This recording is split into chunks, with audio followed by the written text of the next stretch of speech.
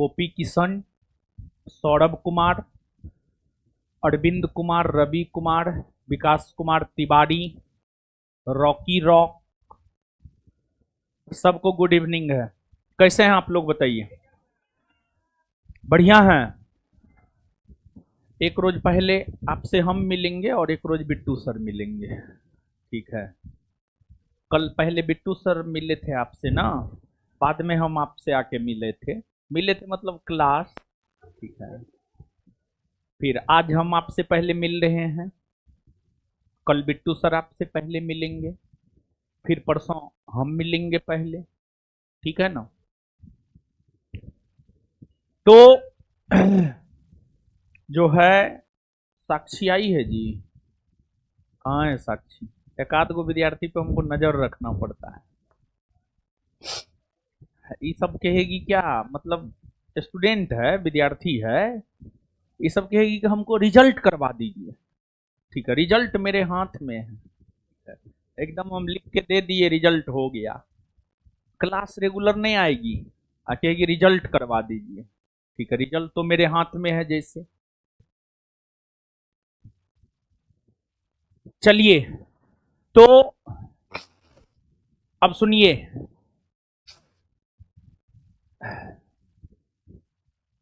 अब सुनिए, आज हम उसी को खोज रहे थे, कल वो आई थी यहाँ, यहीं पे बैठल थी, ठीक है? आज नहीं आई है, हैं? स्पेशल स्टूडेंट नहीं नहीं नहीं, स्पेशल स्टूडेंट इस सेंस में है, अरे बता रहे हैं स्पेशल स्टूडेंट इस सेंस में है, तो वो आई बोलती हमको रिजल्ट करवा दी, तो वही उसको हम बोले कि आप डेली आइए क्लास, ठीक है? तो इसी वजह से हम उसको खोज रहे हैं, कहाँ है? हमको पता है वो डेली नहीं आती है, ठीक है? आए? और रिजल्ट मिलता तब वो काहे आती बताइए, ठीक है? तो अब सुनिए,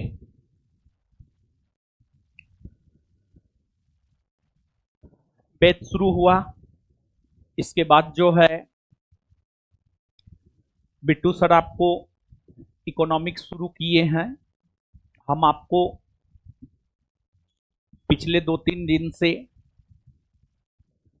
1275 पोस्ट में पॉलिटी के जो पूछे गए प्रश्न थे, उन प्रश्नों से हमने आपको अवगत करवाया है। अब आज से हम लोग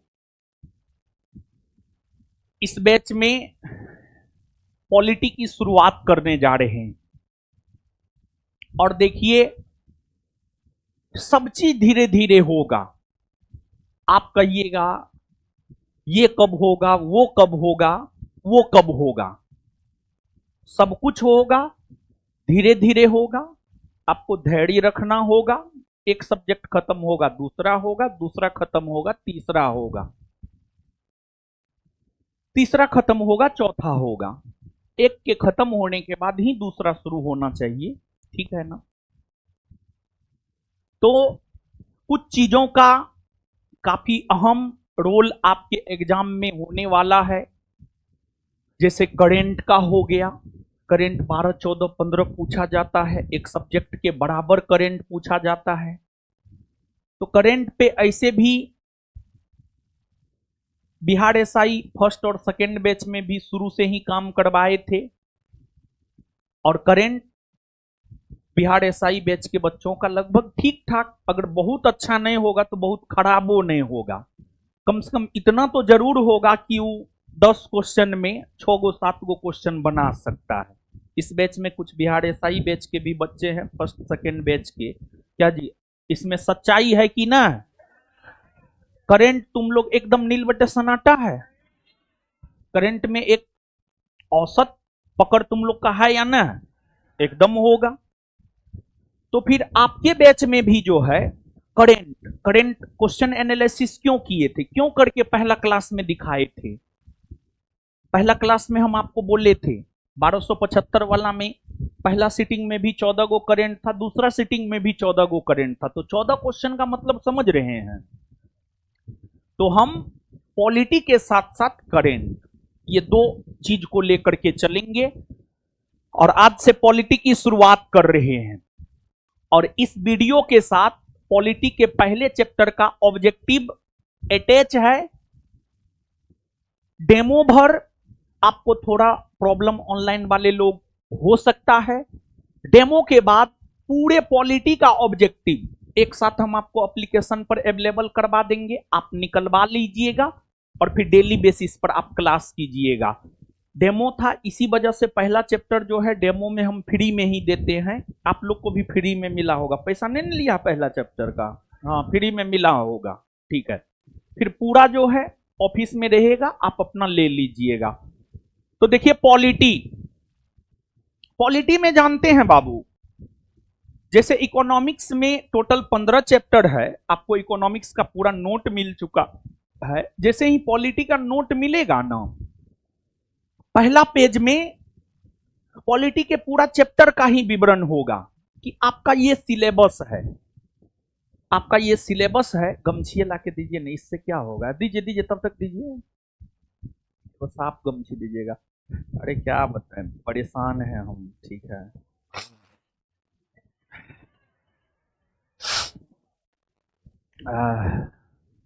समझे क्या हुआ, मतलब सर्दी है और क्या हुआ, होगा क्या हमको, ठीक है।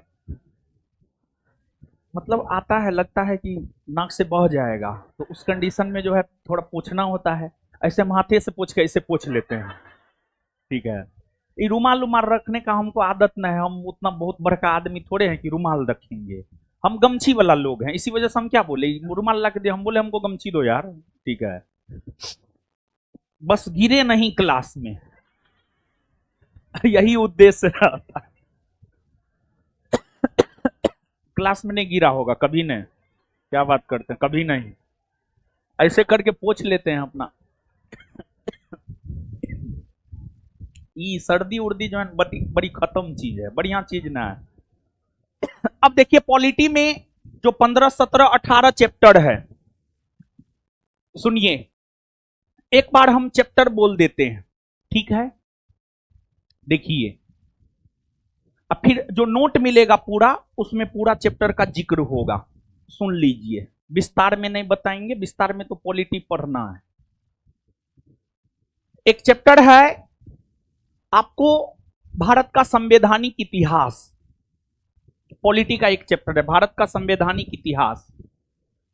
दूसरा है संविधान सभा, तीसरा है संविधान की विशेषता, चौथा है प्रस्तावना, पांचवा है संघराज क्षेत्र, छठा है नागरिकता, सातवां है मौलिक अधिकार, आठवां है राज्य का नीति निर्देशक तत्व, नौवां है मौलिक कर्तव्य, 10वां है कार्यपालिका, 11वां है विधायिका, 12वां है न्यायपालिका, 13वां है पंचायती राज, 14वां है केंद्र राज्य संबंध, 15वां है आपात उपबंध, 16वां है संवैधानिक और गैर संवैधानिक संगठन, 17वां है संविधान संशोधन और 18वां विविध। जो भी बचा खुचा चीज होगा उसको विविध में कर लेंगे। यही 17-18 चैप्टर पॉलिटी में है और यही 17-18 चैप्टर पॉलिटी में हम लोगों को करना है। तो आज से हम लोग अपने पहले चैप्टर की शुरुआत करने जा रहे हैं। हमारा पहला चैप्टर है भारत का संवैधानिक इतिहास। हमारा पहला चैप्टर है भारत का संवैधानिक इतिहास और उसी चैप्टर का यह प्रश्न है, भारत का संवैधानिक इतिहास अध्याय 1 लेवल 1। पॉलिटी में लेवल 1, लेवल 2, लेवल 3 और पॉलिटी में हम आपको बाबू बोल रहे हैं अभी तक भारतवर्ष में जितने भी एग्जाम हुए हैं, हर एग्जाम में पूछे गए प्रश्न तथा कुछ एक्सपेक्टेड प्रश्न जो है आपके नोट में जो है आपको देखने को मिल जाएगा। समझ गए ना? तो अब आइए हम लोग बात करते हैं पहला चैप्टर, और पहला चैप्टर के बारे में थोड़ा बहुत चीजों को समझते हैं और फिर क्वेश्चन तो हम लोग करेंगे ही, और क्वेश्चन के आधार पर ही पूरे सिलेबस को जो है हम लोग डिस्कस कर लेंगे। क्वेश्चन के आधार पर ही पूरे सिलेबस को डिस्कस करेंगे, ठीक है बाबू। देखिए आपको जो है पहला क्वेश्चन है, ईस्ट इंडिया कंपनी को बंगाल, बिहार और उड़ीसा के दीवानी अधिकार कब सौंपी गई? ईस्ट इंडिया कंपनी को, ब्रिटिश ईस्ट इंडिया कंपनी को बंगाल, बिहार और उड़ीसा का दीवानी अधिकार कब सौंपा गया? देखिए, सुनिए, समझिए बाबू, आपको आधुनिक काल में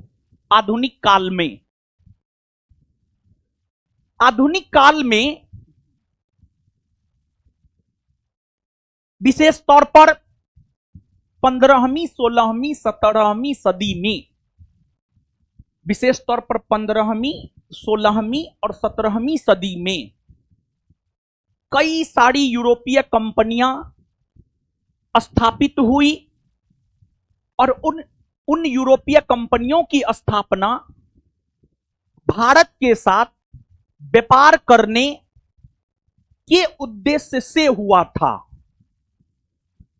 उन यूरोपीय कंपनियों में ही एक यूरोपीय कंपनी थी east India company. East India company को 31 दिसंबर 1600 ईस्वी को, ईस्ट इंडिया कंपनी को 31 दिसंबर 1600 ईस्वी को ब्रिटेन की महारानी एलिजाबेथ प्रथम ने, ब्रिटेन की महारानी एलिजाबेथ प्रथम ने, ईस्ट इंडिया कंपनी ब्रिटेन की कंपनी थी, ईस्ट इंडिया कंपनी ब्रिटेन की कंपनी थी, तो इस कंपनी को व्यापारिक एकाधिकार ब्रिटेन के राजा या रानी के द्वारा ही दिया जाता। तो ब्रिटेन की कंपनी ईस्ट इंडिया कंपनी को 31 दिसंबर 1600 ईस्वी को ब्रिटेन की महारानी एलिजाबेथ प्रथम ने चार्टर जारी करके 15 वर्षों के लिए भारत और पूर्वी एशियाई देश के साथ व्यापार करने का एकाधिकार प्रदान की। ब्रिटेन की महारानी एलिजाबेथ प्रथम 31 दिसंबर 1600 ईस्वी को चार्टर जारी करके ईस्ट इंडिया कंपनी को यह अधिकार प्रदान की कि ईस्ट इंडिया कंपनी भारत के साथ 15 वर्षों तक व्यापार करेगी। लेकिन आगे चलकर ब्रिटेन के सम्राट जेम्स प्रथम ने 1609 ईस्वी में ब्रिटिश ईस्ट इंडिया कंपनी को भारत और पूर्वी एशियाई देशों के साथ व्यापार करने हेतु अनिश्चित काल के लिए व्यापारिक एकाधिकार दिया। यानी जेम्स प्रथम 1609 ईस्वी में घोषणा किया कि British East India company Bharat और पूर्वी एशियाई देशों के साथ अनिश्चित काल तक के लिए व्यापार कर सकती है, अनिश्चित काल तक के लिए व्यापार कर सकती है। और फिर यह कंपनी भारत आई। जब यह कंपनी भारत व्यापार करने के लिए आई, एक तो जब इस कंपनी की स्थापना हुई थी तो उस समय मुगल बादशाह अकबर थे, लेकिन जब यह कंपनी भारत व्यापार करने के लिए आई तो उस समय मुगल बादशाह जहांगीर थे। यह कंपनी भारत में व्यापार करना शुरू कर दी। जहांगीर के समय व्यापार की। जहांगीर के बाद मुगल बादशाह बने शाहजहां, शाहजहां के बाद औरंगजेब बने। सभी के समय यह कंपनी व्यापार की। आगे चलकर 1707 ईस्वी में मुगल बादशाह औरंगजेब का निधन हो गया। मुगल बादशाह औरंगजेब के निधन होने के बाद कोई भी योग्य मुगल बादशाह पैदा नहीं हुए। जो कोई भी योग्य मुगल बादशाह पैदा नहीं हुए, जो कोई भी योग्य मुगल बादशाह पैदा नहीं हुए, उसी का लाभ ब्रिटिश ईस्ट इंडिया कंपनी ने उठाया और ब्रिटिश ईस्ट इंडिया कंपनी धीरे धीरे भारत में और भारत की राजनीति में हस्तक्षेप करना शुरू कर दिया। ब्रिटिश ईस्ट इंडिया कंपनी धीरे धीरे भारत की राजनीति में हस्तक्षेप करना शुरू कर दिया और यह कंपनी 1757 में पलासी का युद्ध हुआ। उस पलासी के युद्ध में यह कंपनी बंगाल के नवाब सिराजुद्दौला को पराजित किया और बंगाल को अपने अधीन किया। आगे चलकर यह कंपनी 1764 में बक्सर का युद्ध लड़ी और बक्सर के युद्ध में इस कंपनी ने भारत की संयुक्त सेना को पराजित किया और बक्सर के युद्ध की समाप्ति 1765 ईस्वी में हुए इलाहाबाद की संधि के तहत हुई। बक्सर के युद्ध की समाप्ति 1765 ईस्वी में हुए इलाहाबाद के संधि के तहत हुई। इलाहाबाद की दो संधि हुई। इलाहाबाद की प्रथम संधि 12 अगस्त 1765 को रॉबर्ट क्लाइव और मुगल बादशाह शाह आलम द्वितीय के बीच हुआ और इलाहाबाद की प्रथम संधि जो 12 अगस्त 1765 को मुगल बादशाह शाह आलम द्वितीय और रॉबर्ट क्लाइव के बीच हुआ, इस संधि के तहत ही मुगल बादशाह शाह आलम द्वितीय ने ब्रिटिश ईस्ट इंडिया कंपनी को बिहार, बंगाल और उड़ीसा के क्षेत्र में कर वसूलने का अधिकार दिया अर्थात दीवानी अधिकार दिया। कर वसूलने का अधिकार दिया अर्थात दीवानी अधिकार दिया। तो 12 अगस्त 1765 को हुई इलाहाबाद की प्रथम संधि के तहत मुगल बादशाह शाह आलम द्वितीय ने ब्रिटिश ईस्ट इंडिया कंपनी को बिहार, बंगाल और उड़ीसा के क्षेत्र में कर वसूलने का अधिकार दिया अर्थात दीवानी अधिकार दिया। और जब कंपनी को दीवानी अधिकार प्राप्त हुआ, दीवानी अधिकार प्राप्त होने के बाद कंपनी सर्वप्रथम जिस जनजाति के संपर्क में आई थी वो जनजाति थी खासी जनजाति। खासी जनजाति जो कि मेघालय में निवास करती है। खासी जनजाति जो कि मेघालय में निवास करती, गारो, खासी, जयंतिया जनजाति मेघालय में है और ये तीनों पहाड़ का भी नाम है। ये तीनों पहाड़ जो है आपको मेघालय में ही है। और आप बाबू समझिएगा 1765 में बिहार, बंगाल, उड़ीसा में दीवानी अधिकार अंग्रेजी कंपनी को प्राप्त हुआ। आगे चलकर 1771 ईस्वी जाते जाते बिहार, बंगाल, उड़ीसा में निजामती अधिकार अर्थात शासन प्रशासन करने का अधिकार भी अंग्रेजी कंपनी को मिल गया। तो अंग्रेजी कंपनी जो कि एक व्यापारिक कंपनी थी, वह भारत में व्यापार करने के लिए आई और भारत में व्यापार करने के साथ साथ अंग्रेजी कंपनी भारत में एक राजनीतिक कंपनी बन गई। और जब अंग्रेजी कंपनी भारत में राजनीतिक कंपनी बन गई तो उस कंपनी को अपने नियंत्रण में लेने के लिए ब्रिटिश संसद ने समय समय पर कुछ अधिनियम पारित किया। उन अधिनियमों में 1773 का रेगुलेटिंग एक्ट, 1784 का पिट्स इंडिया एक्ट, 1793 का चार्टर एक्ट, 1813 का चार्टर एक्ट, 1833 का चार्टर एक्ट, 1853 का चार्टर एक्ट है। इन एक्टों के अलावे 1858 का भारत परिषद अधिनियम है, 1861 का भारत परिषद अधिनियम है, 1892 का भारत परिषद अधिनियम है, 1909 का भारत शासन अधिनियम है, 1919 का भारत शासन अधिनियम है, 1935 का भारत शासन अधिनियम है। हर अधिनियम का 1773 के रेगुलेटिंग एक्ट से लेकर के 1935 के भारत शासन अधिनियम तक जो पारित हुए हैं, हर अधिनियम की अपनी कुछ ना कुछ विशेषता है। इस चैप्टर में बेसिकली अगर देखा जाए तो 1773 के रेगुलेटिंग एक्ट की विशेषता से लेकर 1935 के भारत शासन अधिनियम की विशेषता तक को हमें पढ़ना है। और इन अधिनियमों ने भारत के संविधान के निर्माण में महत्वपूर्ण भूमिका अदा किया है और इसी वजह से इस चैप्टर का ही नाम है भारत का संवैधानिक विकास। क्या भारत का संविधान अचानक बन गया? नहीं।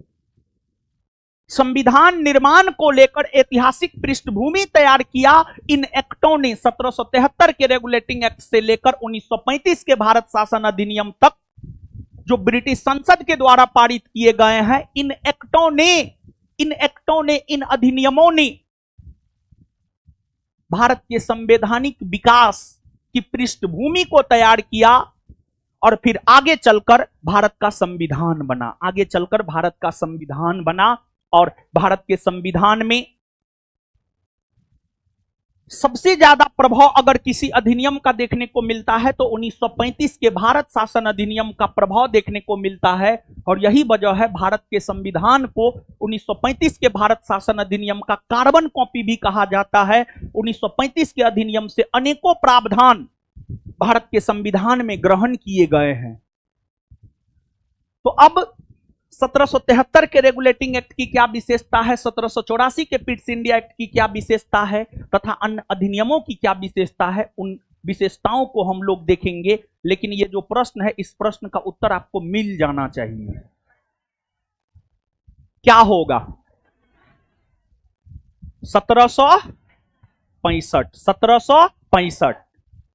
तो बता दीजिए एक बार, ईस्ट इंडिया कंपनी को बंगाल, बिहार और उड़ीसा के दीवानी अधिकार कब सौंपी गई?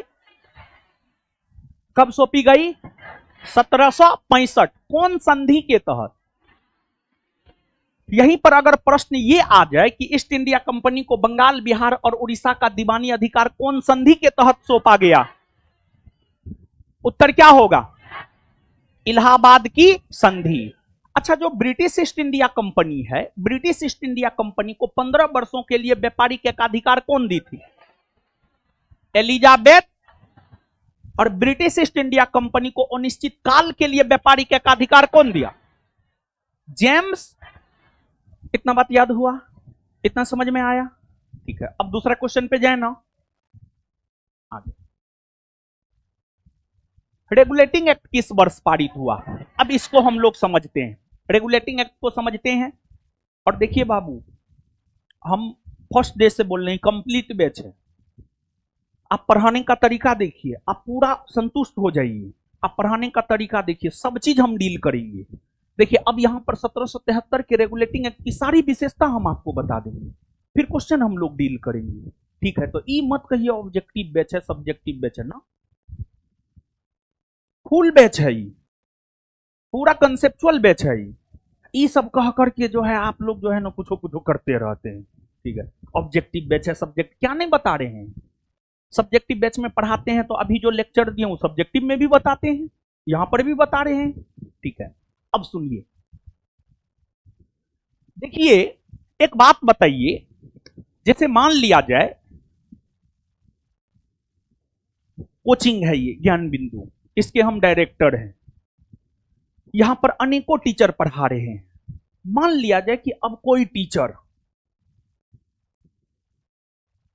इधर उधर करना शुरू करेगा, तो फिर उस पे शिकंजा हम कसने का प्रयास करेंगे, हां या ना। ये कोचिंग ज्ञान बिंदु हम और हमारे विद्यार्थी का है।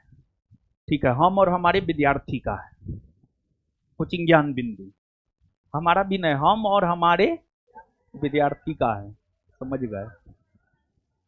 तो अगर हाँ हाँ हाँ हाँ, अब मान लिया जाए कि कोई टीचर, ठीक है, एक बड़ा मंच तैयार हम किए हैं, बिट्टू झा किए हैं। इस कोचिंग को तो लोग हमको और बिट्टू झा सर के नाम से ही जानता है, जो सही बात है। अब धीरे धीरे जो है और भी टीचर को जोड़ रहे हैं।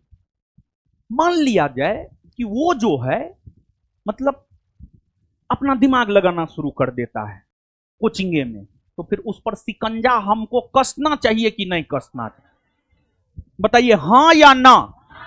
किसी भी प्लेटफॉर्म को बनाने में बहुत मेहनत लगता है, उसको बिगाड़ने में बहुत कम मेहनत लगता है। जैसे ये बिल्डिंग है, नहीं, बिल्डिंग को खड़ा करने में बहुत मेहनत लगा होगा, इसको तोड़ना है ना, एक दिन में टूट जाएगा। अब बनाने में साल 2 साल 3 साल लग गया हो गया ये बिल्डिंग को, 3 साल में कम से कम ये बिल्डिंग बना होगा, और तोड़ने में एक दिन में तोड़ा जा सकता है। तो और देखिए, वफादार और ईमानदार लोग बहुत कम है, वफादार ईमानदार लोग बहुत कम है। कौन आपको कब धोखा दे दे, ये दुनिया जो है ना हमको शकुनी के चौसर जैसा लगता है, शकुनी के चौसर जैसा लगता है ये दुनिया, समझिए, सच ये है, समझे? तो अब सुनिए, कब आपको कौन धोखा दे दे कहना मुश्किल है। तो वफादार लोगों की बहुत कम। कुछ हुआ ना है, एक एग्जाम्पल दे रहे हैं ताकि हम यहां पर आ सके, ठीक है, यहां पर हम आ सके। तो अब देखिए, इस कोचिंग को हम बिट्टू झा सर बनाए हैं, तो स्वाभाविक सी बात है, मेरा अधिकार है, अगर कोई इधर उधर करेगा तो हम शिकंजा कसेंगे, उसको अपने नियंत्रण में लेंगे। इससे यहां इसको कनेक्ट कर रहे हैं। अब देखिए, British East India company Britain की एक कंपनी थी। British East India company Britain की एक कंपनी थी। वो कंपनी भारत व्यापार करने के लिए आई और थोड़ा ज्यादा फैलने लगी। थोड़ा ज्यादा फैलने लगी मतलब थोड़ा ज्यादा जो है, ब्रिटिश ईस्ट इंडिया कंपनी अपना वर्चस्व दिखाना शुरू कर दी। कंपनी तो ब्रिटेन की है, ब्रिटेन की एक कंपनी मात्र थी ब्रिटिश ईस्ट इंडिया कंपनी। अब British East India company Bharat आई व्यापार करने के लिए, व्यापार में सफल हो गई तो थोड़ा ज्यादा पांव पसारने लगी, थोड़ा ज्यादा दिमाग लगाना शुरू कर दिया। तो अब इस कंपनी को ब्रिटेन की सरकार ब्रिटिश ईस्ट इंडिया कंपनी पर शिकंजा कसने के लिए ब्रिटेन की सरकार 1773 का रेगुलेटिंग एक्ट पारित किया। ब्रिटिश कंपनी जो थोड़ा ज्यादा फैल रही थी, उस पर शिकंजा कसने के लिए ब्रिटिश संसद ने 1773 ईस्वी में एक एक्ट पारित किया, जिसे 1773 का रेगुलेटिंग एक्ट कहते हैं, या रेगुलेटिंग का ही हिंदी है नियामक अधिनियम। नियामक अधिनियम, रेगुलेटिंग का ही हिंदी है नियामक अधिनियम। तो नियामक अधिनियम 1773 में पारित हुआ है या रेगुलेटिंग एक्ट 1773 में पारित हुआ है? तो इस प्रश्न का उत्तर आपको मिल जाएगा 1773। 1773। तो आप समझे हम क्यों उबला बैकग्राउंड तैयार किए थे? हैं? नहीं समझे? समझे कि नहीं समझे? तो कुछ हुआ ना है, बस इस क्वेश्चन को समझाने के लिए एक बैकग्राउंड तैयार किए थे।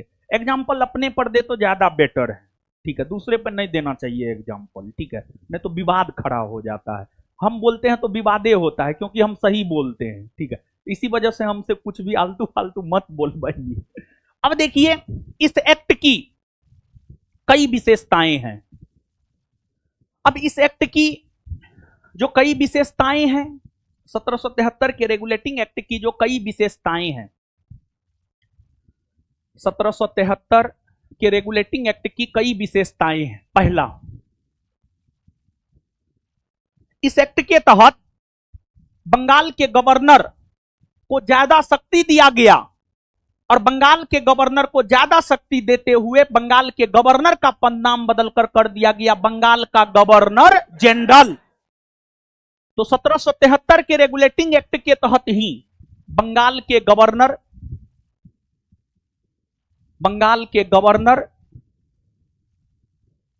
का पदनाम बदलकर कर दिया गया बंगाल का गवर्नर जनरल। बंगाल के गवर्नर का पदनाम बदलकर कर दिया गया बंगाल का गवर्नर जनरल। बंगाल का गवर्नर जनरल 1773 के रेगुलेटिंग एक्ट के तहत बंगाल के गवर्नर का पदनाम बदलकर कर दिया गया बंगाल का गवर्नर जनरल। अब जानते हैं बाबू, बंगाल के गवर्नर का पद कब आया पता है? 1757 के पलासी युद्ध में, जब रॉबर्ट क्लाइव नामक अंग्रेज ने बंगाल के नवाब सिराजुद्दौला को पराजित किया और बंगाल को अपने कब्जे में कर लिया, तो बंगाल पर अंग्रेजी कंपनी ने शासन करने के लिए 1757 के पलासी के युद्ध के बाद एक पद लाया था। उस पद का नाम था बंगाल का गवर्नर। तो पलासी के युद्ध के बाद यह पद आया है। लेकिन आगे चलकर जब 1773 का रेगुलेटिंग एक्ट पारित हुआ, तो बंगाल के गवर्नर के कार्य अधिकार शक्ति में इजाफा किया गया और बंगाल के गवर्नर का पद नाम बदलकर कर दिया गया बंगाल का गवर्नर जनरल। और इस एक्ट के तहत बंगाल के प्रथम गवर्नर जनरल अगर देखा जाए, तो इस एक्ट के तहत बंगाल का जो प्रथम गवर्नर जनरल बना, बंगाल का प्रथम गवर्नर जनरल बना वारेन हेस्टिंग्स।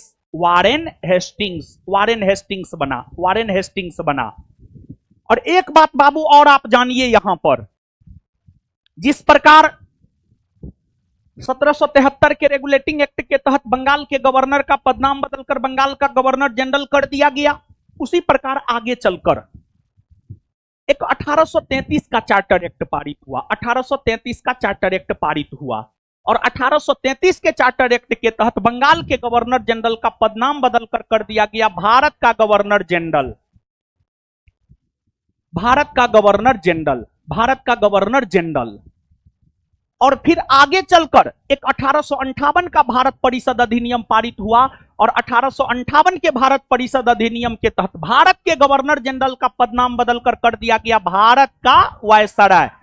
भारत का वायसराय, भारत का वायसराय। और फिर 1858 से 1947 तक, आजादी तक भारत के वायसराय के पद ही रहे। तो ये तीनों फैक्ट आप याद रखिएगा, एग्जाम के पॉइंट ऑफ व्यू से तीनों फैक्ट महत्वपूर्ण है। 1773 के रेगुलेटिंग एक्ट के तहत बंगाल के गवर्नर का पदनाम बदलकर बंगाल का गवर्नर जनरल किया गया। 1833 के चार्टर एक्ट के तहत बंगाल के गवर्नर जनरल का पदनाम बदलकर भारत का गवर्नर जनरल किया गया और 1858 के भारत परिषद अधिनियम के तहत भारत के गवर्नर जनरल का पदनाम बदलकर भारत का वायसराय किया गया। जिस प्रकार 1773 के रेगुलेटिंग एक्ट के तहत बंगाल के प्रथम गवर्नर जनरल वारेन हेस्टिंग्स बने, उसी प्रकार 1833 के चार्टर एक्ट के तहत भारत के प्रथम governor general Lord William Bentinck बने और 1858 के भारत परिषद अधिनियम के तहत भारत के प्रथम वायसराय लॉर्ड कैनिंग बने। लॉर्ड कैनिंग बने। अब पुनः हम लोग लौटते हैं 1773 के रेगुलेटिंग एक्ट पर। इसके बाद इस एक्ट की 1773 के रेगुलेटिंग एक्ट में अगला प्रावधान यह किया गया कि कलकत्ता में सुप्रीम कोर्ट का गठन होगा। 1773 के रेगुलेटिंग एक्ट में अगला प्रावधान यह किया गया कि कोलकाता में सुप्रीम कोर्ट का गठन होगा। कोलकाता में सुप्रीम कोर्ट का गठन होगा और 1773 के रेगुलेटिंग एक्ट के तहत कोलकाता में सुप्रीम कोर्ट का गठन 1774 में हुआ। कोलकाता में सुप्रीम कोर्ट का गठन 1774 में हुआ और कोलकाता के सुप्रीम कोर्ट के प्रथम मुख्य न्यायाधीश सर एलिजाह इम्पे बने। कोलकाता में 1774 में जो सुप्रीम कोर्ट का गठन हुआ, इसके प्रथम मुख्य न्यायाधीश की अगर हम बात करें तो प्रथम मुख्य न्यायाधीश जो है आपको, प्रथम मुख्य न्यायाधीश जो है आपको सर एलिजाह इम्पे बने। Sir Elijah Impey, sir Elijah Impey बने, सर एलिजाह इम्पे बने, सर एलिजाह इम्पे बने। और कोलकाता के सुप्रीम कोर्ट के 3 अन्य न्यायाधीश बने, चैम्बर्स, हाइड और लिमेस्टर। चैम्बर्स, हाइड और लिमेस्टर, चैम्बर्स, हाइड और लिमेस्टर, चैम्बर्स, हाइड और लिमेस्टर बनी। इसके बाद जानते हैं बाबू, ये जो 1773 के रेगुलेटिंग एक्ट है, इस एक्ट को लेकर यह कहा जाता है कि इस एक्ट के जरिए प्रयास यह किया गया था कि भारत की शासन व्यवस्था को बेहतर बनाना है। 1773 के रेगुलेटिंग एक्ट में प्रयास यह किया गया था कि भारत की शासन व्यवस्था को बेहतर बनाना है, लेकिन उसमें भूल हो गई। भूल क्या हो गई? तो भूल यह हो गई कि बंगाल के गवर्नर को ज्यादा शक्ति दिया गया, उसका नाम बदलकर गवर्नर जनरल कर दिया गया। कोलकाता में सुप्रीम कोर्ट के गठन के प्रावधान कर दिए गए और कोलकाता में सुप्रीम कोर्ट का गठन हो भी गया। लेकिन पता है बाबू, ना तो बंगाल के गवर्नर जनरल और ना कोलकाता के सुप्रीम कोर्ट के क्षेत्राधिकार का सीमांकन किया गया। मान लिया जाए पैतृक संपत्ति है, 2 भाई है, संपत्ति का बंटवारा नहीं होता है, तो फिर दोनों लड़ते झगड़ते रहते हैं हमेशा। अब संपत्ति का बंटवारा हो गया, ये तुम्हारा है, ये तुम्हारा है, आप अपना लेकर के जो करना है करते रहिए। लेकिन जब तक संपत्ति का बंटवारा नहीं होता तब तक आपस में लड़ते रहता है भाई भाई। क्या ऐसा होता है? एकदम होता है। वही हो गया था। बंगाल के गवर्नर जनरल को भी पावर दे दिया, कोलकाता के सुप्रीम कोर्ट को भी पावर दे दिया, लेकिन दोनों के क्षेत्राधिकार का सीमांकन नहीं किया गया कि आखिरकार बंगाल के गवर्नर जनरल के क्षेत्राधिकार में क्या क्या आएंगे और कोलकाता के सुप्रीम कोर्ट के क्षेत्राधिकार में क्या क्या आएंगे, यह तय नहीं किया गया था। और जब यह तय नहीं किया गया था तो बंगाल का गवर्नर जनरल सुप्रीम कोर्ट के क्षेत्राधिकार में अपना हाथ दे देता था और सुप्रीम कोर्ट जो है कोलकाता का सुप्रीम कोर्ट बंगाल के गवर्नर जनरल के काम में हस्तक्षेप कर देता था। तो दोनों एक दूसरे के काम में हस्तक्षेप करने लगा, विवाद बढ़ गया, विवाद बढ़ गया। तो यह एक्ट तो प्रयास यह था कि इस एक्ट के जरिए भारत में अंग्रेजी कंपनी के शासन को भारत में बेहतर बनाना है, लेकिन उसमें भूल हो गई। भूल यह हो गई कोलकाता के सुप्रीम कोर्ट और बंगाल के गवर्नर जनरल के क्षेत्राधिकार का जो सीमांकन नहीं हुआ, यही भूल हो गया। और यही वजह है कि 1773 के रेगुलेटिंग एक्ट को प्रयास और भूल की संज्ञा भी दी जाती है। ये एसएससी का पूछा हुआ क्वेश्चन है, किस एक्ट को प्रयास और भूल की संज्ञा दी जाती है। तो प्रयास और भूल की संज्ञा अगर देखा जाए तो प्रयास और भूल की संज्ञा जो है 1773 के रेगुलेटिंग एक्ट को दिया जाता है। अब 1773 के रेगुलेटिंग एक्ट में जो भूल हो गई थी, उस भूल को दूर करने के लिए, यानी 1773 के रेगुलेटिंग एक्ट में जो कमी रह गई थी, 1773 के रेगुलेटिंग एक्ट की कमी को दूर करने के लिए 1781 ईस्वी में एक्ट ऑफ सेटलमेंट आया। 1781 ईस्वी में एक्ट ऑफ सेटलमेंट आया, एक्ट ऑफ सेटलमेंट आया, एक्ट ऑफ सेटलमेंट आया। और एक्ट ऑफ सेटलमेंट को ही हम लोग अस्थाई बंदोबस्त, एक्ट ऑफ सेटलमेंट को ही हम लोग अस्थाई बंदोबस्त भी कहते हैं, अस्थाई बंदोबस्त या बंदोबस्त कानून भी कहते हैं, बंदोबस्त कानून। एक्ट ऑफ सेटलमेंट को हम लोग बंदोबस्त कानून कहते हैं हिंदी में। अब हिंदी में पूछेगा बंदोबस्त कानून कब आया है, तो 1781 कहिएगा, 1781। तो 1773 के रेगुलेटिंग एक्ट में जो तमाम कमियां थी, उन कमियों को दूर करने के लिए एक्ट ऑफ सेटलमेंट 1781 में आया। और एक्ट ऑफ सेटलमेंट यानी बंदोबस्त कानून के जरिए कोलकाता के सुप्रीम कोर्ट के क्षेत्राधिकार निर्धारित कर दिए गए कि कोलकाता के सुप्रीम कोर्ट का ये काम है और बंगाल के गवर्नर जनरल का ये काम है। दोनों निर्धारित कर दिया गया, फिर दोनों आपस में लड़ना झगड़ना बंद कर दिया, बात खत्म है। अब देखिए बाबू, अब देखिए आप 1773 के रेगुलेटिंग एक्ट, इस एक्ट की और भी कई सारी विशेषताएं हैं। इस एक्ट में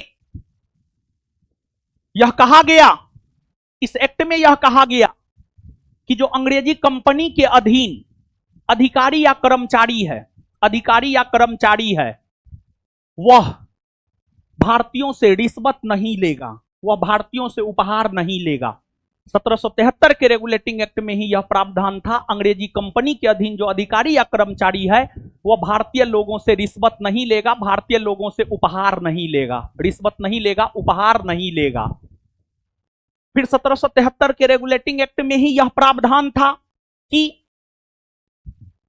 कंपनी के अधीन जो अधिकारी या कर्मचारी है, वह बिना लाइसेंस लिए, बिना लाइसेंस लिए व्यापार नहीं करेगा, बिना लाइसेंस के व्यापार नहीं करेगा, बिना लाइसेंस के व्यापार नहीं करेगा, बिना लाइसेंस के व्यापार नहीं करेगा, बिना लाइसेंस के व्यापार नहीं करेगा। फिर इसके बाद 1773 के रेगुलेटिंग एक्ट में ही यह भी प्रावधान किया गया था कि अंग्रेजी कंपनी जो भारत में व्यापार कर रही है, भारत में शासन प्रशासन कर रही है, उसका जो सैन्य मामला है, उसका जो राजस्व संबंधी मामला है, उसका जो नागरिक संबंधी मामला है, इन सभी मामलों की जानकारी ब्रिटिश कंपनी ब्रिटेन की सरकार को देगा। 1773 के रेगुलेटिंग एक्ट में यह भी प्रावधान किया गया था कि ब्रिटिश कंपनी जो भारत में व्यापार कर रही है, भारत की राजनीति में हस्तक्षेप कर रही है, भारत में उसके जो सैन्य संबंधी मामले हैं, राजस्व संबंधी मामले हैं, नागरिक संबंधी मामले हैं, इन मामलों की जानकारी कंपनी, इन मामलों की जानकारी कंपनी ब्रिटिश सरकार को देगा। इन मामलों की जानकारी कंपनी ब्रिटिश सरकार को देगा, ब्रिटिश सरकार को देगा, ब्रिटिश सरकार को देगा। इसके बाद इस एक्ट में यह भी प्रावधान किया गया, इस एक्ट के तहत जो है 1773 के रेगुलेटिंग एक्ट के तहत जो है बंबई और मद्रास, बंबई और मद्रास, बंबई और मद्रास के गवर्नर को बंगाल के गवर्नर जनरल के अधीन कर दिया गया, बंगाल के गवर्नर जनरल के अधीन कर दिया गया, बंगाल के गवर्नर जनरल के अधीन कर दिया गया। देखिए, बंबई प्रेसिडेंसी अलग है, मद्रास प्रेसिडेंसी अलग है, बंगाल प्रेसिडेंसी अलग है, और ये तीनों अंग्रेजों का मुख्यालय नगर था। लेकिन 1773 के रेगुलेटिंग एक्ट के तहत जब बंगाल के गवर्नर का पदनाम बदलकर गवर्नर जनरल किया गया और ज्यादा शक्ति दिया गया, तो अब बंगाल के गवर्नर जनरल के अधीन बंबई और मद्रास के गवर्नर को कर दिया गया, बंबई और मद्रास के गवर्नर को कर दिया गया। और एक बात बाबू आप और समझिए कि 1773 के रेगुलेटिंग एक्ट की अगर हम लोग बात करें तो इस एक्ट के तहत केंद्रीय प्रशासन की नींव पड़ी थी भारत में। इस एक्ट के तहत केंद्रीय प्रशासन की नींव पड़ी थी, केंद्रीय शासन की नींव पड़ी थी, केंद्रीय शासन की नींव पड़ी थी भारत में। और कहा जाता है कि 1773 ईस्वी के समय ब्रिटेन के प्रधानमंत्री हुआ करते थे Lord north, Lord north, Lord north हुआ करते थे। और लॉर्ड नॉर्थ की अगर हम बात करें तो लॉर्ड नॉर्थ के द्वारा एक गुप्त समिति गठित किया गया था, लॉर्ड नॉर्थ के द्वारा एक गुप्त समिति गठित किया गया था। और लॉर्ड नॉर्थ के द्वारा जो गुप्त समिति गठित किया गया था, उस गुप्त समिति के सिफारिश पर ही, उस गुप्त समिति के सिफारिश पर ही 1773 का रेगुलेटिंग एक्ट पारित हुआ था। ये जितनी भी बात हमने आपको बतलाया है, ये सब 1773 के रेगुलेटिंग एक्ट की विशेषता है। और 1773 के रेगुलेटिंग एक्ट की इन सभी विशेषताओं को आप याद रख लेते हैं तो 1773 के रेगुलेटिंग एक्ट से संबंधित सभी प्रश्न आपसे बन जाएंगे। तो आइए एक बार मेरे साथ याद कीजिए, फिर प्रश्न को हम लोग डील करेंगे। रेगुलेटिंग एक्ट कब पारित हुआ है? 1773 में पारित हुआ है। उस समय ब्रिटेन के प्रधानमंत्री कौन थे? कौन थे? 1773 के रेगुलेटिंग एक्ट पारित होने के समय ब्रिटेन के प्रधानमंत्री कौन थे? कौन थे? Lord north. आगे बताइएगा, कौन समिति के सिफारिश पर रेगुलेटिंग एक्ट पारित हुआ है? कौन समिति? कौन समिति? किस एक्ट के तहत केंद्रीय प्रशासन की नींव पड़ी है? 1773 के 1773 के कौन एक्ट के तहत केंद्रीय प्रशासन की नींव पड़ी है? अच्छा, कौन एक्ट के तहत बंबई और मद्रास के गवर्नर को बंगाल के गवर्नर जनरल के अधीन कर दिया गया? 1773 के कौन एक्ट के तहत कंपनी के कर्मचारियों को भारतीयों से रिश्वत लेने पर रोक लगा दिया गया? कौन एक्ट के तहत कंपनी के कर्मचारी को यह कहा गया बिना लाइसेंस के आप व्यापार नहीं कर सकेंगे? और कौन एक्ट में यह प्रावधान किया गया कि कंपनी का भारत में जो सैन्य संबंधी मामला है, राजस्व संबंधी मामला है, नागरिक संबंधी मामला है, इन मामलों की जानकारी कंपनी ब्रिटिश सरकार को देगा? 1773 के रेगुलेटिंग एक्ट। आगे बताइएगा बाबू, कौन एक्ट के तहत बंगाल के गवर्नर का पदनाम बदलकर बंगाल का गवर्नर जनरल किया गया? 1773 के रेगुलेटिंग एक्ट। 1773 के रेगुलेटिंग एक्ट के तहत बंगाल के प्रथम गवर्नर जनरल कौन बने? कौन बने? कौन एक्ट में यह प्रावधान किया गया था कोलकाता में सुप्रीम कोर्ट का गठन होगा? 1773 के कोलकाता में सुप्रीम कोर्ट का गठन कब हुआ है? कब हुआ है? कोलकाता के सुप्रीम कोर्ट के प्रथम मुख्य न्यायाधीश कौन बने? कौन बने हैं? कौन एक्ट को प्रयास और भूल की संज्ञा दी जाती है? 1773 के रेगुलेटिंग एक्ट। अच्छा, 1773 के रेगुलेटिंग एक्ट की कमियों को दूर करने के लिए एक्ट ऑफ सेटलमेंट कब आया? कब आया है? एक्ट ऑफ सेटलमेंट को हिंदी में क्या कहते हैं? बंदोबस्त कानून। और जो रेगुलेटिंग एक्ट है, रेगुलेटिंग एक्ट को हिंदी में क्या कहते हैं? नियामक अधिनियम। रेगुलेटिंग एक्ट को हिंदी में क्या कहते हैं? क्या कहते हैं? नियामक अधिनियम। नियामक अधिनियम याद हो गया बाबू? ठीक है, आगे आइए। 2 नंबर हो गया, 3 नंबर पे आइए। 3 नंबर क्वेश्चन का आंसर बताइए। निम्नलिखित में से किस अधिनियम द्वारा बंगाल के गवर्नर को बंगाल का गवर्नर जनरल पद नाम दिया गया? 1773 का किस अधिनियम द्वारा बंगाल के गवर्नर का पदनाम बदलकर बंगाल का गवर्नर जनरल किया गया? 1773 का। आगे, निम्नलिखित में से किस अधिनियम द्वारा मद्रास और मुंबई के गवर्नर बंगाल के गवर्नर जनरल के अधीन हो गए? बोलिए 1773 का रेगुलेटिंग एक्ट। निम्नलिखित में से किस अधिनियम ने कंपनी को भारत के राजस्व, नागरिक और सैन्य मामलों की जानकारी ब्रिटिश सरकार को देना अनिवार्य कर दिया?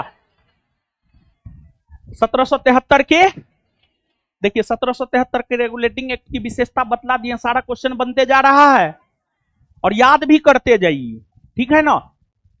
किस अधिनियम ने कंपनी को भारत के राजस्व, नागरिक और सैन्य मामलों की जानकारी ब्रिटिश सरकार को देना अनिवार्य कर दिया? 1773 का। आगे 1773 के अधिनियम द्वारा कलकत्ता में कब सर्वोच्च न्यायालय की स्थापना हुई? कब हुई है? 1774। निम्नलिखित में से किस अधिनियम को बंदोबस्त अधिनियम के नाम से जाना जाता है? 1781। चलिए अब आ जाइए बाबू आप। अब ये प्रश्न है 1784 के पिट्स इंडिया एक्ट की। जिस प्रकार हम आपको 1773 के रेगुलेटिंग एक्ट की सारी विशेषता बतला दिए, सारा प्रश्न बन गया। उसी प्रकार अब हम लोग 1784, देखिए बाबू, ब्रिटिश संसद द्वारा सबसे पहले 1773 में रेगुलेटिंग एक्ट पारित किया गया।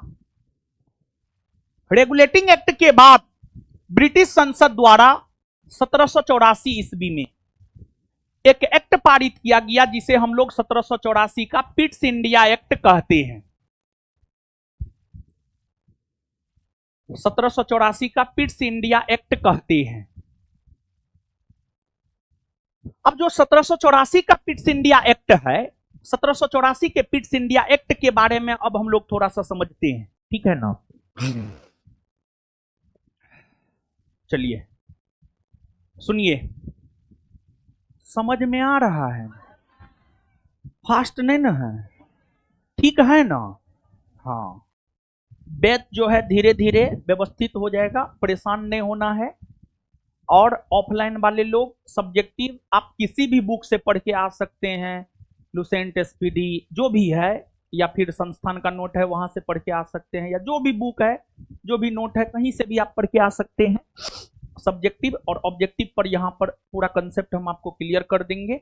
और उसके अलावा संस्थान का भी नोट आप पढ़ के आ सकते हैं और ऑफिस से आप प्राप्त कर सकते हैं। इसके बाद ऑनलाइन वाले लोग जो है, देखिए सब्जेक्टिव हम इसलिए अपलोड करने से डर रहे हैं क्योंकि आप कहिएगा फिर सब्जेक्टिव करवाइए, ठीक है, इसी वजह से हम अपलोड नहीं कर रहे हैं। लेकिन बहुत ऑनलाइन वाले लोग बोल रहे हैं कि नहीं थ्योरी अपलोड कर दीजिए, तो हम थ्योरी सब सब्जेक्ट का अपलोड करवा देंगे धीरे धीरे, अचानक नहीं लेकिन धीरे धीरे अपलोड करवा देंगे, ठीक है। तो आपको जैसे इकोनॉमिक्स में पहला चैप्टर अर्थशास्त्र और अर्थव्यवस्था की समझ, मतलब कि किसी भी सोर्स से आप लोग पढ़ रहे हैं कि नहीं पढ़ रहे हैं? अगर कोई सोर्स नहीं मिलता है तो लुसेंटे लेके पढ़िए, ठीक है। अगर वो भी नहीं पढ़ सकते हैं तो संस्थान का नोटे लेकर के पढ़िए, लेकिन थ्योरी पढ़ के आइए। जैसे आज हम पहला चैप्टर शुरू किए हैं, लुसेंटो से आप पढ़ सकते हैं, संस्थान के नोटों से आप पढ़ सकते हैं, जहां से मन आप वहां से पढ़ सकते हैं, ठीक है।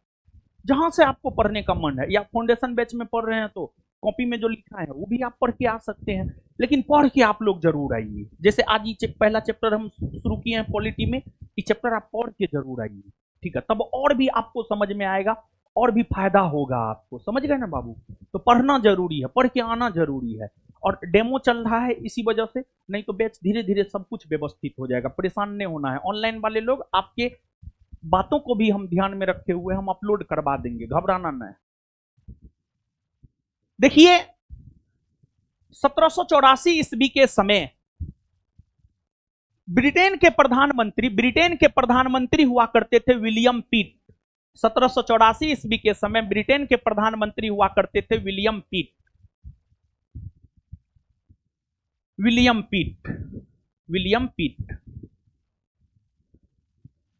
पिट ने ही 1784 का अधिनियम पारित करवाया। इसी वजह से इस एक्ट को उन्हीं के नाम पर दे दिया गया और कह दिया गया पिट्स इंडिया एक्ट। पता है इस एक्ट में जो प्रावधान थे उससे वारेन हेस्टिंग्स खुश नहीं थे। और इस एक्ट के वजह से वारेन हेस्टिंग्स अपने पद से त्यागपत्र दे दिए और लंदन वापस लौट गए। लेकिन फिर भी यह एक्ट पारित हुआ और इस एक्ट में अनेकों प्रावधान किए गए। पहली बात, इस एक्ट में यह कहा गया कि ब्रिटिश ईस्ट इंडिया कंपनी युद्ध के माध्यम से भारत में जिन भी क्षेत्रों को जीतेगी वो क्षेत्र ब्रिटिश आधिपत्य का क्षेत्र कहलाएगा। British East India Company Plassey का युद्ध लड़ी, बक्सर का युद्ध लड़ी, आंग्ल मैसूर युद्ध लड़ी, आंग्ल मराठा युद्ध लड़ी और ब्रिटिश कंपनी इन युद्धों के माध्यम से भारत के अलग अलग भूभाग पर कब्जा किया। तो इस एक्ट में 1784 के पिट्स इंडिया एक्ट में यह प्रावधान किया गया था कि ब्रिटिश ईस्ट इंडिया कंपनी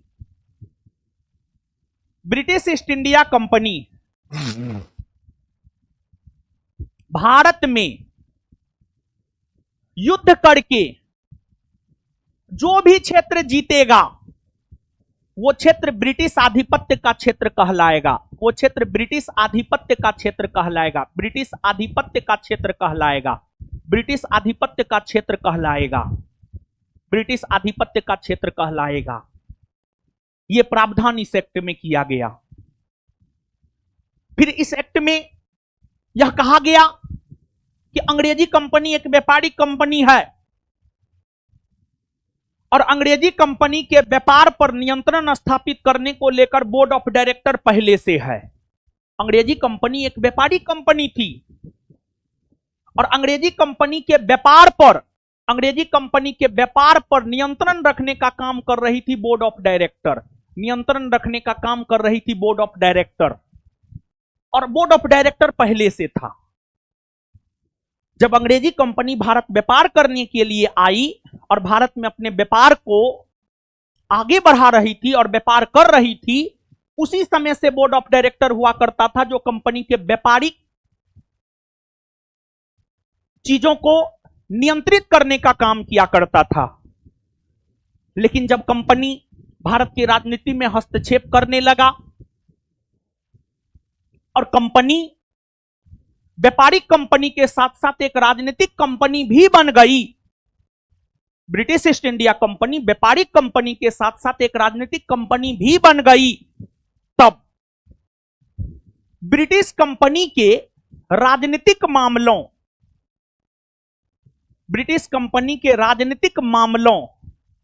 पर नियंत्रण बन सके, इसको लेकर 1784 के पिट्स इंडिया एक्ट में यह प्रावधान किया गया कि एक बोर्ड ऑफ कंट्रोलर होगा। 1784 के पिट्स इंडिया एक्ट में यह प्रावधान किया गया कि एक बोर्ड ऑफ कंट्रोलर होगा।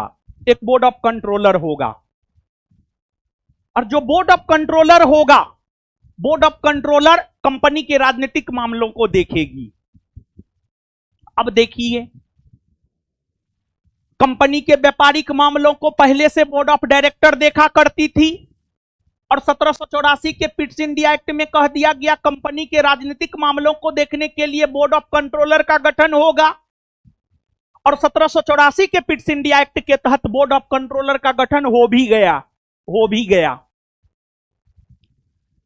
अब अंग्रेजी कंपनी एक कंपनी है, वह व्यापारिक कंपनी भी है, राजनीतिक कंपनी भी है। उसके व्यापारिक मामलों को बोर्ड ऑफ डायरेक्टर देख रहा है और उसके राजनीतिक मामलों को बोर्ड ऑफ कंट्रोलर देख रहा है। तो अब एक प्रकार से कहा जाए तो 1784 के पिट्स इंडिया एक्ट के तहत बोर्ड ऑफ कंट्रोलर और बोर्ड ऑफ डायरेक्टर के जरिए द्वैध शासन की शुरुआत हुई। तो 1784 के पिट्स इंडिया एक्ट के तहत द्वैध शासन की शुरुआत हुई। बोर्ड ऑफ कंट्रोलर भी है और बोर्ड ऑफ डायरेक्टर भी है। बोर्ड ऑफ कंट्रोलर राजनीतिक मामला को देख रहा है, बोर्ड ऑफ डायरेक्टर व्यापारिक मामला को देख रहा है। मतलब द्वैध शासन की शुरुआत 1784 के पिट्स इंडिया एक्ट के तहत हो गई। इसके बाद 1784 के पिट्स इंडिया एक्ट में संशोधन 1786 में हुआ। 1784 के पिट्स इंडिया एक्ट में संशोधन अगर देखा जाए तो 1784 के पिट्स इंडिया एक्ट में संशोधन जो है आपको 1786 में हुआ, जिसे 1786 का अमेंडमेंट एक्ट कहते हैं। अमेंडमेंट एक्ट कहते हैं। 1784 के पिट्स इंडिया एक्ट में संशोधन 1786 में हुआ, जिसे 1786 का अमेंडमेंट एक्ट कहते हैं। पता है बाबू, वारेन हेस्टिंग्स 1784 के पिट्स इंडिया एक्ट पारित होने के वजह से अपना पद छोड़ दिया। अब कंपनी के सामने जो है ना एक नई चुनौती आ गई। कोई भी योग्य सेनापति, कोई भी योग्य व्यक्ति बंगाल का गवर्नर जनरल पद स्वीकार नहीं करना चाह रहा था। और कंपनी को उस समय भारत में एक योग्य गवर्नर जनरल चाहिए था। तो ब्रिटिश कंपनी लॉर्ड कॉर्नवालिस को कहा कि आप बंगाल के गवर्नर जनरल पद को ग्रहण कर लीजिए। तो कॉर्नवालिस ने कहा कि हम एक शर्त पर बंगाल के गवर्नर जनरल के पद को ग्रहण करेंगे। तो कंपनी ने कॉर्नवालिस को कहा कि आप ग्रहण कर लीजिए। कॉर्नवालिस ने कहा कि मेरा शर्त आप मानिएगा तब हम बंगाल के गवर्नर जनरल पद पर आसीन होंगे, नहीं तो हम नहीं होंगे। तो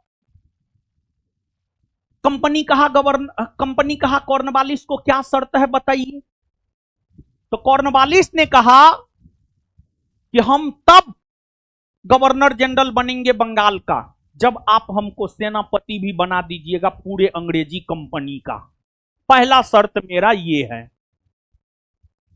मतलब कॉर्नवालिस का यह कहना था कि कॉर्नवालिस बंगाल के गवर्नर जनरल पद को स्वीकार करेंगे, लेकिन पहले उसके शर्त को माना जाएगा तब। तो कॉर्नवालिस का यह मानना था कि हमको कंपनी का सेनापति बनाइए या कमांडर इन चीफ बनाइए। तो कंपनी तैयार हो गया, कहा ठीक है, आप बंगाल के गवर्नर जनरल के साथ साथ जो है ब्रिटिश कंपनी का सेनापति और कमांडर इन चीफ भी बन जाइए। कॉर्नवालिस कहा सिर्फ इतना से काम नहीं चलेगा, हमको और भी कुछ चाहिए। तो फिर कंपनी कहा अब और क्या चाहिए।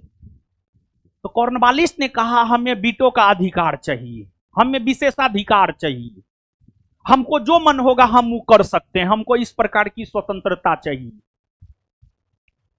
ऐसा नहीं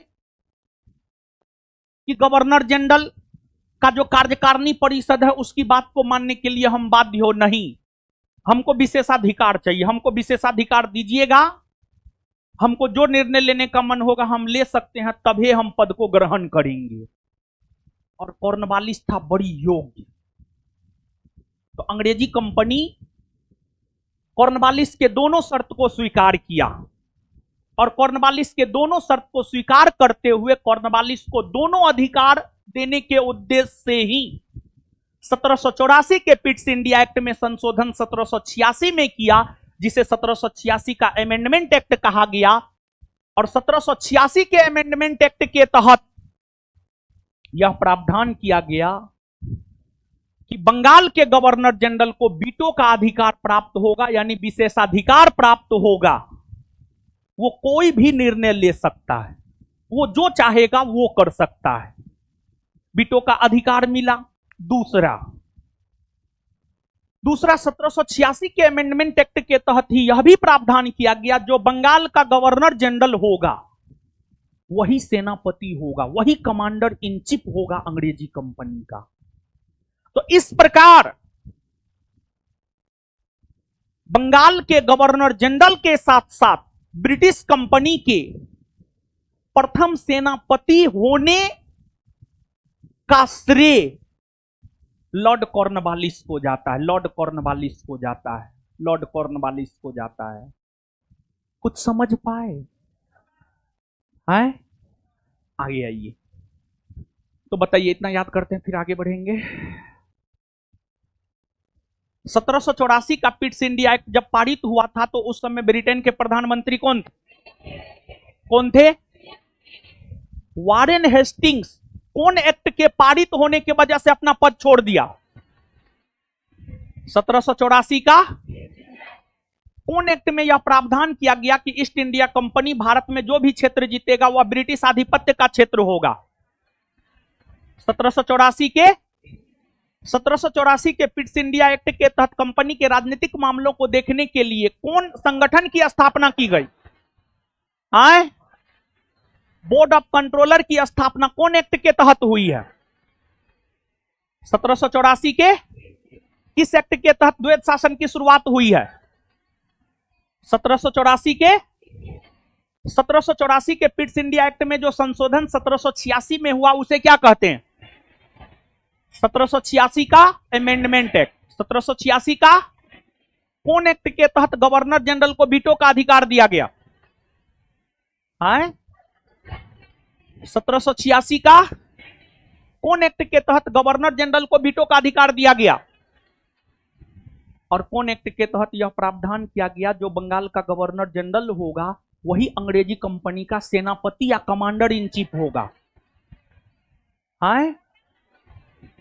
अंग्रेजी कंपनी के अधीन बंगाल के प्रथम गवर्नर जनरल कौन हुए जो ब्रिटिश कंपनी के सेनापति भी हुए? Lord Cornwallis. अब आइए क्वेश्चन पे।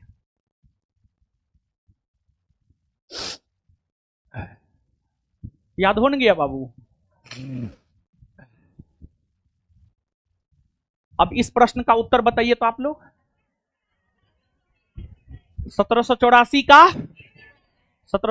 का तो किस अधिनियम द्वारा भारत में कंपनी के अधीन क्षेत्र को पहली बार ब्रिटिश आधिपत्य क्षेत्र कहा गया? आगे किस अधिनियम द्वारा बंगाल के गवर्नर के परिषद में कमांडर इन चीफ के पद का भी प्रावधान किया गया? बोलिए। 1786 का अधिनियम। आगे निम्नलिखित में से किस अधिनियम में कलकत्ता में सर्वोच्च न्यायालय की स्थापना का प्रावधान किया गया? 1773 का पिट्स इंडिया एक्ट किस वर्ष पारित हुआ है? 1784। चलिए अब देखिएगा बाबू, ब्रिटिश संसद ने सर्वप्रथम 1773 का रेगुलेटिंग एक्ट, फिर 1784 का पिट्स इंडिया एक्ट, फिर 1793 का चार्टर एक्ट। लेकिन पता है बाबू, 1793 के चार्टर एक्ट का कोई ऐतिहासिक महत्व नहीं है। वहां से ना आज तक प्रश्न पूछा है, ना हमको लगता है पूछेगा। लेकिन 1793 के बाद अगला एक्ट है 1813 का चार्टर एक्ट। 1813 के चार्टर एक्ट से संबंधित प्रश्न है। अब हम लोग 1813 के चार्टर एक्ट की विशेषता को देखेंगे, लेकिन यह प्रश्न 1813 के चार्टर एक्ट से रिलेटेड है, समझ गए? तो 1813 के चार्टर एक्ट की विशेषता को देखेंगे, ठीक है? लेकिन उससे पहले 1793 के चार्टर एक्ट के बारे में थोड़ा जान लीजिए। जानते हैं 1793 के चार्टर एक्ट की विशेषता क्या है पता है? 1793 के चार्टर एक्ट के जरिए पहली बार अंग्रेजी कंपनी के व्यापारिक एकाधिकार को सीमित करने का प्रयास किया गया। अब कहिएगा कैसे? तो 1793 के चार्टर एक्ट में यह प्रावधान किया गया था कि अंग्रेजी ईस्ट इंडिया कंपनी अब अगले 20 वर्षों तक ही भारत में व्यापार करेगी। 1793 के चार्टर एक्ट में यह प्रावधान था कि अंग्रेजी ईस्ट इंडिया कंपनी अब अगले 20 वर्षों तक ही भारत में व्यापार करेगी। अब अगले 20 वर्षों तक ही भारत में व्यापार करेगी। जबकि 1609 में ब्रिटेन के सम्राट जेम्स प्रथम ने अंग्रेजी कंपनी को यह अधिकार दिया था कि वह अनिश्चित काल तक के लिए भारत में व्यापार कर सकती है। लेकिन 1793 के चार्टर एक्ट के जरिए कंपनी के व्यापारिक एकाधिकार को सीमित करने का प्रयास किया गया और कहा गया कि अगले 20 वर्षों तक ही व्यापार करेगी। और फिर 1793 के चार्टर एक्ट में दूसरा प्रावधान यह किया गया कि अंग्रेजी कंपनी के अधीन जो भी अधिकारी या कर्मचारी है उन्हें वेतन भारतीय राजस्व से दिया जाएगा, उन्हें वेतन भारतीय राजस्व से दिया जाएगा। ये दो 1793 के चार्टर एक्ट की प्रमुख विशेषता है। इसके बाद 1813 का चार्टर एक्ट है। 1813 के चार्टर एक्ट की विशेषता को हम लोग देखेंगे, तो ध्यान से सुनिए। इसको विस्तार पूर्वक देखेंगे कल देखेंगे, आज छोड़ दीजिए। अब आगे इकोनॉमिक्स का भी क्लास है, ठीक है, हमसे कितना पढ़िएगा। तो हम पॉलिटी के साथ साथ जो हम सोचे हैं करेंट, पॉलिटी के साथ साथ हम करेंट लेकर चलेंगे, ठीक है। तो सप्ताह में फिलहाल 5 दिन क्लास होगा, 4 दिन हम पॉलिटी पढ़ाएंगे, लेकिन एक रोज हम करेंट पढ़ाएंगे। बैच में भी जो है आप Bihar SI first batch second batch के जो भी लड़का लड़की है 5 दिन सब्जेक्ट पढ़ाते थे, 1 दिन करेंट पढ़ाते थे। इसमें 4 दिन सब्जेक्ट पढ़ाएंगे, 1 दिन करेंट पढ़ाएंगे, ठीक है। 1 दिन करेंट पढ़ाएंगे। तो हम ये 2 चीज लेकर चलेंगे, करेंट और पॉलिटी। समझ गए ना, करेंट और पॉलिटी, ठीक है। स्पष्ट है सब बात? और कोई दिक्कत? और सुनिए, है पहला चैप्टर का जो है सब्जेक्टिव अपलोड करवा दीजिए तो बैच में ऑनलाइन वालों के लिए, ठीक है ना। और इकोनॉमिक्स का सब्जेक्टिव अपलोड करवाए हैं? इकोनॉमिक्स बाबू अपलोड करवा दिया, पॉलिटी भी हम अपलोड करवा देंगे, आप लोग पढ़िए बस, ठीक है। आगे आप लोग 10 मिनट का गैप है, अपना हल्का हो जाइए और फिर उसके बाद इकोनॉमिक्स पढ़िए। और याद करके आए हैं? कल बोले थे हम पूछेंगे, लड़की दो बताइए तो सम्मिलित रूप से आज बताइए, आधुनिक अर्थशास्त्र के पिता किसे कहा जाए? एडम। प्रिंसिपल्स ऑफ इकोनॉमिक्स पुस्तक किसने लिखी है? Doctor Marshall. An inquiry into the nature and causes of wealth of nation किसकी रचना है? एडम स्मिथ की पुस्तक वेल्थ ऑफ नेशन किस वर्ष प्रकाशित हुई है? 1700। ग्रीक शब्द आइकोनोमिया का अर्थ क्या है? घरेलू उत्पादन के कितने मुख्य साधन हैं? 4 ना? आगे बतलाइएगा। अर्थशास्त्र ज्ञान की वह शाखा है जो धन के उपभोग, उत्पादन, विनिमय तथा वितरण का अध्ययन करती है। अर्थशास्त्र की यह परिभाषा किसने दी है? चैपमैन। किसने दी है? अंतरराष्ट्रीय व्यापार का अध्ययन अर्थशास्त्र के किस भाग में होता है? समष्टि ना? समष्टि ना? चलिए दो तो बाबू क्वेश्चन बैंक, क्वेश्चन ई वाला दो ना, पॉलिटी वाला। हाँ बताइए तो बाबू, केंद्रीय मंत्रिपरिषद सामूहिक रूप से किसके प्रति उत्तरदायी? लोकसभा ना? उद्देशिका में संशोधन कब हुआ है? 42वां संविधान संशोधन। बलवंत राय मेहता कमेटी किससे संबंधित? पंचायती राज व्यवस्था। आगे बताइएगा, समान नागरिक संहिता कौन अनुच्छेद में? अनुच्छेद 44। आपातकाल में भी कौन सा अनुच्छेद निष्क्रिय नहीं होता है? 20। और बिहार मानवाधिकार आयोग का गठन कब हुआ? 2000 ईस्वी में ना? राष्ट्रीय मानवाधिकार आयोग का गठन 1900। योजना आयोग किस वर्ष स्थापित हुआ? सरकारिया आयोग का संबंध किससे है? केंद्र राज्य संबंध। और एक बात सुनिए, कल जो है ना हमसे एक मिस्टेक हो गया था, हम फॉलो में जो है एक गलती बोल दिए थे, गलत हमसे बोला गया था, ठीक है।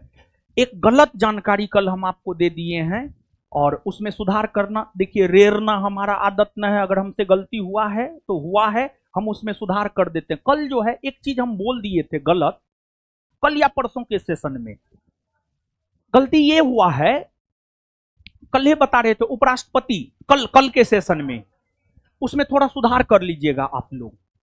देखिए उपराष्ट्रपति को पद से हटाने की प्रक्रिया का उल्लेख अनुच्छेद 67 के ख या 67 के बी में है, और उपराष्ट्रपति जो अपना त्यागपत्र देता है 67A के तहत देता है। 67A, कल हमसे बोला गया है 66A, जबकि 66 में जानते हैं बाबू, सुनिए देखिए 66 में क्या है पता है? 66 में है उपराष्ट्रपति का निर्वाचन, 67 में है कार्यकाल। तो 67A के तहत उपराष्ट्रपति त्याग पत्र देता है। ये हमसे मिस्टेक हो गया था, 67A के जगह हम 66A बोल दिए थे, 67A के जगह 66A बोल दिए थे। देखिए अनुच्छेद 63 कहता है भारत का एक उपराष्ट्रपति होगा, अनुच्छेद 64 कहता है उपराष्ट्रपति राज्यसभा का पदेन सभापति होगा, अनुच्छेद 65 कहता है राष्ट्रपति की अनुपस्थिति में उपराष्ट्रपति राष्ट्रपति के रूप में काम करेंगे, अनुच्छेद 66 उपराष्ट्रपति के निर्वाचन, अनुच्छेद 67 उपराष्ट्रपति के कार्यकाल, अनुच्छेद 68 उपराष्ट्रपति के पद रिक्ति को लेकर जानकारी, अनुच्छेद 69 उपराष्ट्रपति के शपथ ग्रहण, उपराष्ट्रपति के शपथ ग्रहण, ये सब अनुच्छेद उपराष्ट्रपति से रिलेटेड है। तो हमको बोलना यह चाहिए था कि 67A के तहत जगदीप धनखड़ ने अपना त्यागपत्र दिया, उसके जगह पर हम 66A बोल दिए थे, जो कि गलत है, बल्कि होना चाहिए 67A, 67A, 67A। तो हम करेक्ट करवा दिए हैं, थोड़ा फॉलो में थे, हमसे पता नहीं मिस्टेक हो गया, तो इसमें आप थोड़ा सुधार कर लीजिएगा, ठीक है। तो उपराष्ट्रपति जो अपना त्यागपत्र देता है कौन अनुच्छेद के तहत? 67A, 67, 66A भूल न गए? उपराष्ट्रपति अपना त्यागपत्र कौन अनुच्छेद के तहत? 67A, 67A। अगर आप कहीं भी लिखे होंगे तो उसमें सुधार कर लीजिएगा, ठीक है। उस वीडियो में भी अब तो हम दोबारा जाके बोल नहीं सकते हैं, लेकिन आप ही लोग तो पढ़ते हैं, आप ही लोग ना पढ़ते हैं। तो इतना बड़ा मिस्टेक आज तक हमसे किसी भी सब्जेक्ट में हुआ नहीं है, पता नहीं कल जो है कैसे हो गया पता नहीं, ठीक है, लेकिन होना नहीं चाहिए। देखिए डाटा हमसे मिस नहीं हो सकता है, ठीक है, गलत हमसे नहीं हो सकता है, क्योंकि हम भी पढ़ के आते हैं, ऐसा नहीं कि ऐसे आ जाते उठ फूट करके। लेकिन पता नहीं कल हमको एकदम ध्यान में नहीं रहा ये बात, ठीक है। और फिर बाद में पता चला, बाद में कुछ लड़का हमको भेजा, तो बोले हाँ गलती तो हो गया है, सही बोल रहे हैं आप, ठीक है। वीडियो भेजा वो बशर्ते कि सर आप पहले यही बात हम पहले बिहार एसआई सेकेंड बैच में बताए हुए हैं, तो वो भी कंफ्यूज हो गया कि बिहार एसआई सेकेंड बैच में बोल रहे हैं 67, आई वाला में बोल रहे हैं 66। तो फिर हम बोले कि नहीं, बिहार एसआई सेकेंड बैच में जो बोले हैं वही सही है, यहाँ पर पता नहीं कैसे मिस्टेक हो गया, दिमाग थोड़ा जो है स्लिप हो गया होगा, तो इसमें हम सुधार करवा दिए, ठीक है। आगे आप लोग इकोनॉमिक्स का क्लास कीजिए, मिलते हैं कल।